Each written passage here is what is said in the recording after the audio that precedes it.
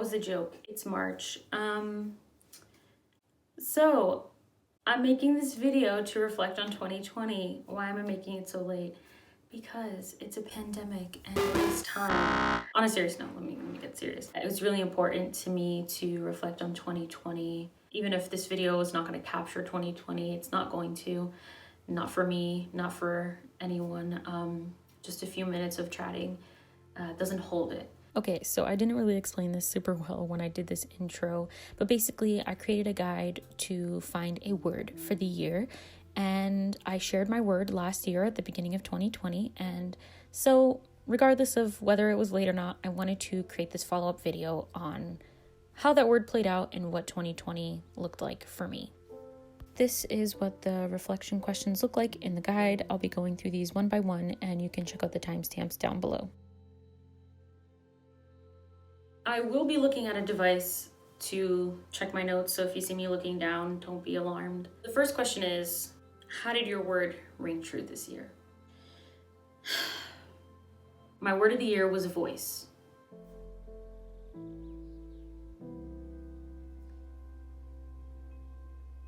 I guess I just had to sit with that for a second. I don't know why. My word of the year was voice for 2020. And as usual, every year, the word just goes a little bit differently than what you think it's going to be. And I can honestly say this year, my word rang true more than any other. And I've been doing this practice for about 5 years now. This year, I understood and appreciated myself more. My voice is basically my distinct echo in time. It's my distinct self.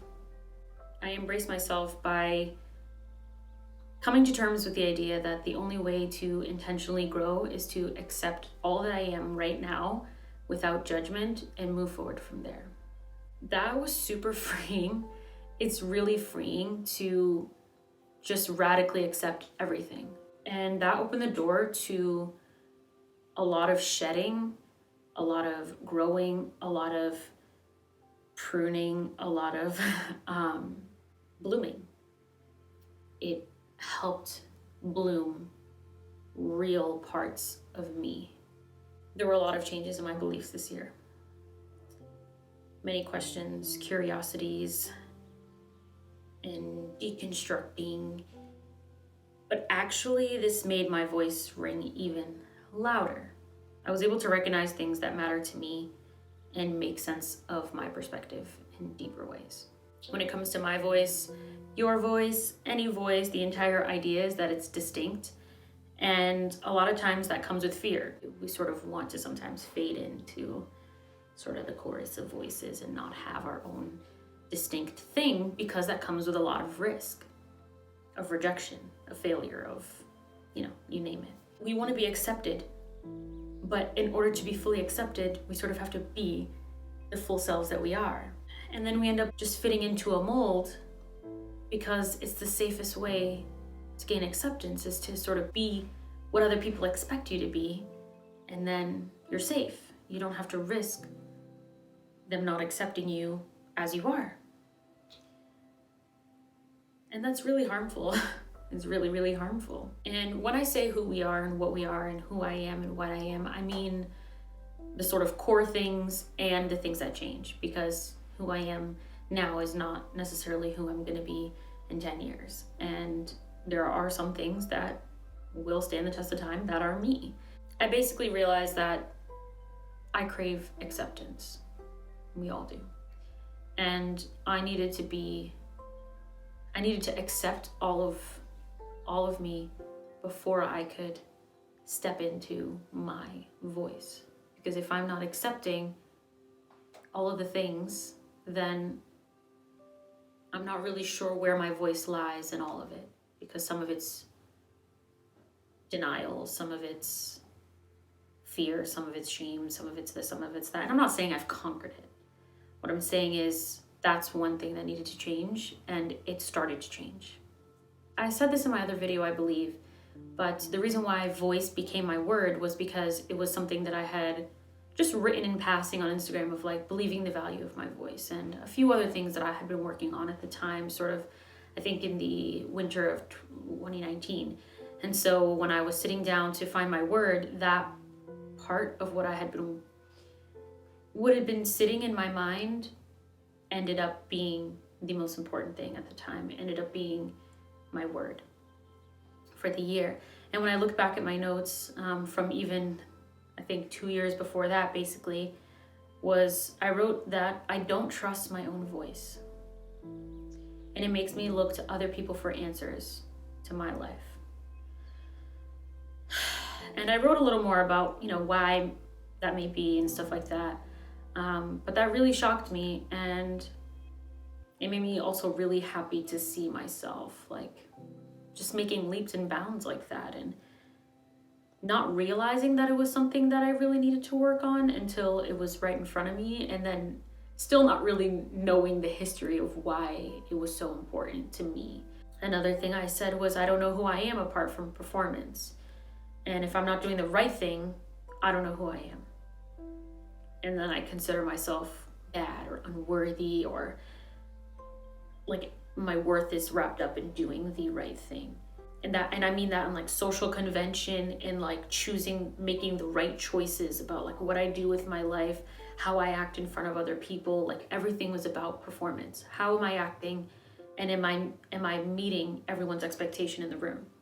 It was just wild to see that I had written, I don't know who I am apart from performance. And I think the one thing that I noticed about 2020 was that I connected with so many more people when I was really being true to myself, and when I was saying things that I wanted to say and not changing them to sound more palatable or sound less risky. That was a big deal. And I said, I feel the need to let go of letting people down and letting myself down. So how did my word ring true?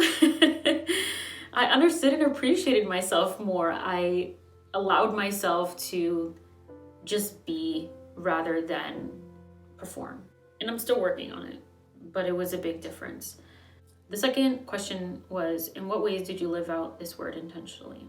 So I can't really recount a sequence of events or a plan or a strategy or actions that I did that got me to a place where my word made sense. But there were a few things that I did upon reflection. So the first thing is the idea of voice was always in the back of my mind. At every point, I was sort of asking myself questions. What is my voice? What does it mean to share my voice? To know my voice? To know the Spirit's voice? When it comes to art, when it comes to faith, when it comes to many, many things, I was always thinking about the word voice and what it meant. And that was just the undercurrent of anything that was happening, whether it be, like I said, in my creativity and my beliefs and all these things. What does it mean to share my voice, to know my voice? What is that? Because this all sprung out from me wanting to believe in the value of my voice. So I asked questions. I put it into practice. I said, my voice is valuable, so I'm going to share it, and I'm not going to edit it to sound like someone else's voice. I'm going to share it how I feel it, even if that makes me vulnerable. And vulnerable is a sticky word for me. I prioritize my physical and emotional safety still. That's still the most important thing. But I stretch myself. I allow others to see me a little bit more. I take a little bit more risks. This video is evidence of that. I never tried to deceive or put on a persona, but I avoided just enough of myself to not be perceived in any sort of way that would be risky to me. And I think now I'm mad that I'm saying sort of so much. Make me stop. Gosh. Now I'm basically allowing myself to understand where my boundaries are. Because as I said, vulnerable is a sticky word. I think we tend to use it be vulnerable, and I've done this with myself. Oh, be vulnerable, but it's do we know what vulnerable means? It's to put yourself you're in a vulnerable position where someone can hurt you, someone can harm you. And sometimes that's really good. Sometimes it's really good to not have to control the situation, not to have to control everyone's reaction and how they treat you, and to be okay if someone says something that's hurtful or rejects you, or just leaving the space open for them to accept you, to love you, to know you, to see you. So being vulnerable can be a risk that has such an amazing reward. It's the human thing, you know. We are soft, we're tender, we are vulnerable, whether we like it or not. It can also be something that is really harmful if we're not aware of our boundaries. If I'm not aware of my boundaries, it can be harmful to me. So I think what this means to me is that I got clearer about what my boundaries were, about when and how I was vulnerable, and I really gave of myself and allowed myself to be seen, because it's not every situation that it's safe to do that. And that's sort of what I'm understanding now, and I make more of an effort to understand what that looks like for me. So that's how I lived out my word intentionally this year. The third question is, were there any specific experiences that challenged or confirmed your word? So as I mentioned, I delved into deconstructing a lot of my beliefs and continue to do that. It challenged and confirmed my voice because it called me to question what I truly see as truth. And I can't lay claim to that, but I have a better sense of what was simply conformity and superficial answers, and that's made a big difference in seeing myself in a truer light. One breakthrough confirmation was when I embraced that my voice involves creativity. For some weird reason, I'm literally sitting in my studio right now, but for some weird reason, I was hesitant to the idea that creativity was a crucial part of my voice. I believed that, like, to speak up and to speak out, to use my voice, that I needed to do it without my art for it to count. And that's weird because my life is my voice. And if I'm a creative, then that is a part of my voice. It doesn't have to be all of my voice, but it's a part of it. And every part of my life is my voice. It's not just this or that, it's my actions, it's how I live. I speak with that. And my voice is one that's deeply embedded in creativity. I still have trouble seeing it as the high calling that it really is. And that's just the reality. It sucks, but I recognize that I struggle with that still. But I remind myself that it is a really high calling, and it's important, and it's transformative, and it's central to the thriving of humanity. So that's no less than amazing. And I continue to remind myself that that's part of my voice. And that's part of my life. My voice is my distinct self and my echo in time. The last question is, what will you take with you into this next season? I just got really happy. This year I'm going to take with me confidence. I will take a new level of self-love. I'm not completely free of insecurity and fear, but I'm so much freer from them than I thought I could be 5 years ago. Most of the day, on many days, I'm happy and grateful to be me. And I'm not exaggerating when I say that that is a miracle in my life. It's not attributed to 2020 all by itself. It's a cumulative effect of years of my life. It was sort of growing under the surface all these years, and then in 2020, it just broke ground, and it was really, really awesome. So being grateful and happy to be me is something that I really treasure now. And that's not every day, but it's a miracle, a huge difference. One thing I actually want to do differently next year, well, this year, for my word is actually meditate on my word. This year my word is brave. And that's what I'll be taking with me into this year. Thus far, I'm more confident. I love myself. I'm grateful to be me. And I take that with me in every situation. I'm so much more able to see the good when I'm in a low spot, you know? So if you're interested in checking out the guide, I know it's March, but you know, better late than never. Just check it out, see what you think. Maybe you could find your word for this year. Maybe you could find your word for the month. That'd be cool.